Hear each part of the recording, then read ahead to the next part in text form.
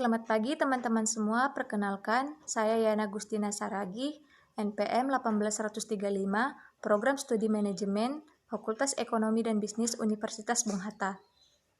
Pada kesempatan ini saya akan menjelaskan materi tentang Sistem Informasi Manajemen, yaitu Sistem Informasi, Organisasi, dan Strategi. Pertama, kita harus mengenal dulu apa itu organisasi.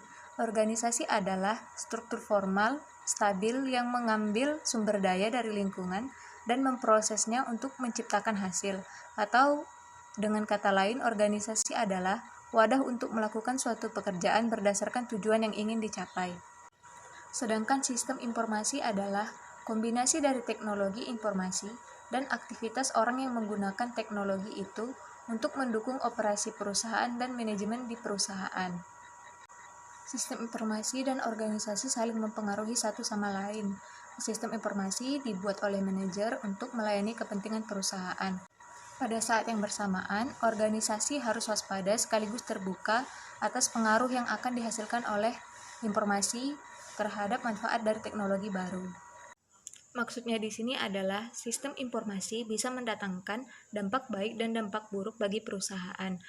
Contoh dampak baik dari sistem informasi ini adalah lebih mudahnya perusahaan untuk mendapatkan informasi seputar pesaing, atau selain itu, perusahaan juga lebih mudah untuk mendapatkan informasi seputar peluang usaha baru atau inovasi-inovasi yang akan dilaksanakan oleh perusahaan. Sedangkan dampak negatif dari sistem informasi ini adalah mudahnya penyebaran berita hoax atau berita bohong yang akan merugikan perusahaan. Selain itu, bisa juga terjadi hacker atau peretasan informasi-informasi penting perusahaan oleh pihak-pihak yang tidak bertanggung jawab. Sistem informasi ini juga berdampak bagi perekonomian perusahaan, karena sistem informasi ini dapat menggantikan biaya modal dan biaya informasi perusahaan. Contohnya, dahulu jika perusahaan ingin mengirimkan surat kepada kolega atau rekan bisnis mereka, maka mereka akan mengirimnya dengan menggunakan kantor pos. Dengan hal ini, maka biaya informasi akan meningkat karena untuk mengirimkan informasi akan membutuhkan biaya yang besar. Selain itu, membutuhkan waktu yang lama untuk menyampaikan informasi jika menggunakan kantor pos kepada kolega bisnis kita. Selanjutnya, sistem informasi juga dapat dikatakan sebagai faktor produksi karena dapat menggantikan modal dan biaya tenaga kerja. Maksudnya menggantikan biaya tenaga kerja adalah jika dahulu perusahaan menggunakan kantor pos, maka ada tukang pos yang akan mengirimkan surat berisi informasi untuk disampaikan kepada kolega bisnis mereka. Dengan adanya teknologi informasi sekarang, maka biaya tersebut dapat tergantikan. Karena dengan kecanggihan sistem informasi sekarang, maka perusahaan dapat bertukar informasi dengan cepat dan akurat dengan kolega bisnis mereka.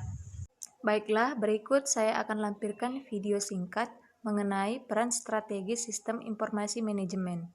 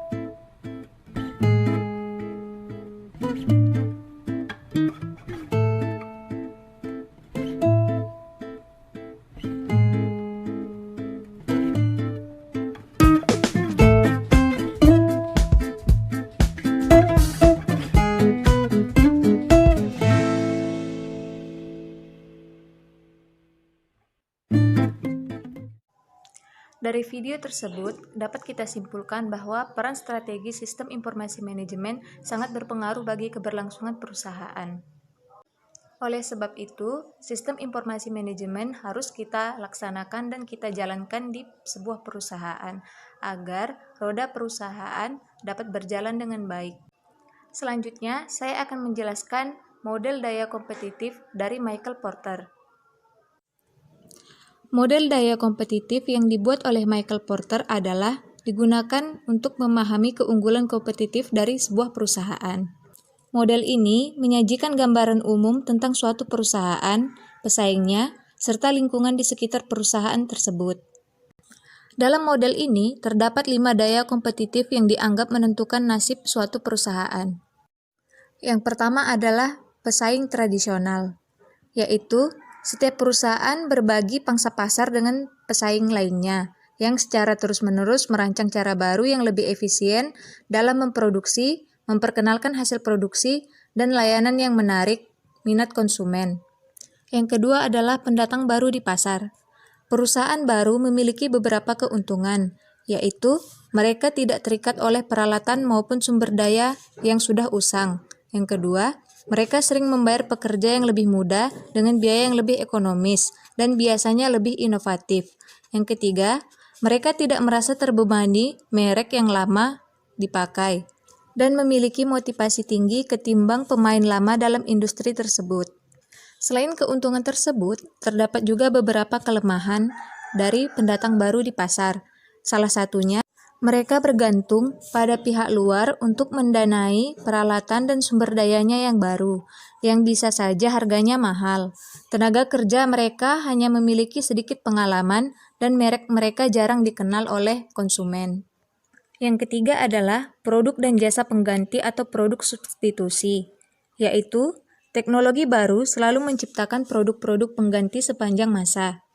Sebagai contoh, jasa telepon internet dapat menggantikan layanan telepon tradisional dahulu.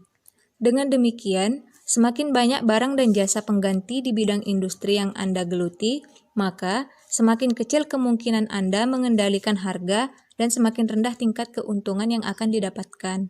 Yang keempat adalah pelanggan. Perusahaan yang menguntungkan bergantung erat dengan kemampuannya menarik minat pelanggan dan memelihara langganan yang sudah ada. Namun, kekuatan konsumen atau pelanggan muncul ketika mereka dapat dengan mudah beralih ke produk atau layanan pesaing Anda. Hal ini bisa terjadi karena suatu perusahaan hanya memiliki sedikit diferensiasi produk. Sebagai contoh, dalam pasar buku pelajaran sekolah di internet, siswa dapat menemukan banyak pemasok buku pelajaran sekolah lainnya. Dalam kasus ini, pelanggan atau siswa tersebut memiliki kekuatan yang besar terhadap perusahaan buku yang dipakai sebelumnya. Yang kelima adalah pemasok. Kekuatan pasar yang dimiliki pemasok dapat berdampak signifikan kepada keuntungan perusahaan, terutama ketika perusahaan tidak bisa menaikkan harga secepat yang bisa dilakukan oleh pemasok. Semakin beragam pemasok yang dimiliki perusahaan, semakin besar pula kendalinya terhadap harga, kualitas, dan jadwal pengiriman dari pemasok. Sebagai contoh, sebuah perusahaan pabrikan komputer jinjing atau laptop selalu memiliki banyak pemasok yang bersaing dalam penyediaan komponen-komponen penting seperti keyboard, hard drive, dan layar monitor. Strategi sistem informasi terkait daya kompetitif. Ada 4 strategi umum yang masing-masing menggunakan sistem dan teknologi informasi, yaitu biaya kepemimpinan atau manajemen yang rendah, yang kedua, diferensiasi produk, yang ketiga, fokus pada ceruk pasar, dan yang terakhir, meningkatkan keakraban dengan pemasok dan pelanggan. Yang pertama, biaya kepemimpinan atau manajemen yang rendah, yaitu menggunakan sistem informasi untuk mencapai harga dan biaya operasional yang serendah-rendahnya. Contohnya, seperti perusahaan Walmart, yaitu sebuah pasar bisnis retail di Amerika Serikat, yang menggunakan sistem pengisian ulang persediaan barang untuk menjaga harga barang tetap murah dan rak barang dagangan tetap terisi. Karena sistem pengisian ulang persediaan barang beroperasi dengan sangat cepat, maka perusahaan Walmart tidak perlu mengeluarkan banyak uang untuk memelihara gedung penyimpanan barang yang berkapasitas besar. Sistem pengisian ulang persediaan barang yang dimiliki Walmart merupakan salah satu contoh sistem tanggapan pelanggan yang efisien.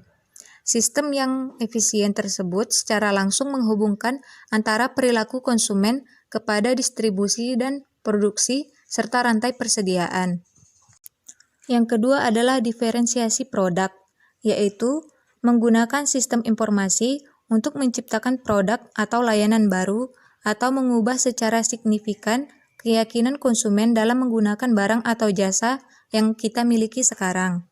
Sebagai contoh, Google secara terus-menerus memperkenalkan layanan-layanan baru dan unik pada situs webnya. Contohnya adalah Google Maps. Dan seperti sekarang, saat pandemi ini, banyak perusahaan dan sekolah-sekolah yang tidak beroperasi seperti biasanya dan harus menggunakan sebuah aplikasi untuk melakukan rapat dan melakukan proses pembelajaran dari jarak jauh.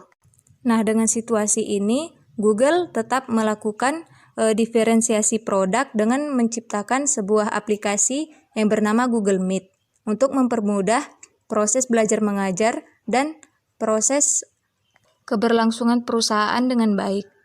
Yang ketiga adalah fokus pada ceruk pasar, yaitu menggunakan sistem informasi untuk memfokuskan perusahaan pada pangsa pasar yang spesifik.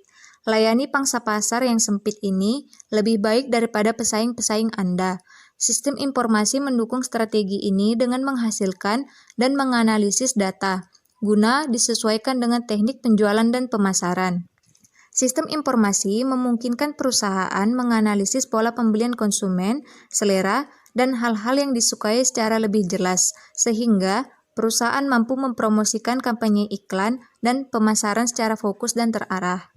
Dan yang terakhir adalah memperkuat keakraban dengan pelanggan dan pemasok, yaitu dengan menggunakan sistem informasi untuk memperkuat hubungan dengan pemasok serta kembangkan keakraban dengan pelanggan.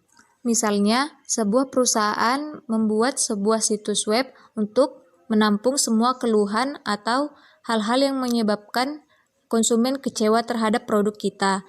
Hal ini dapat meningkatkan keakraban dengan pelanggan, sehingga hubungan antara pelanggan dan perusahaan dapat berjalan dengan baik.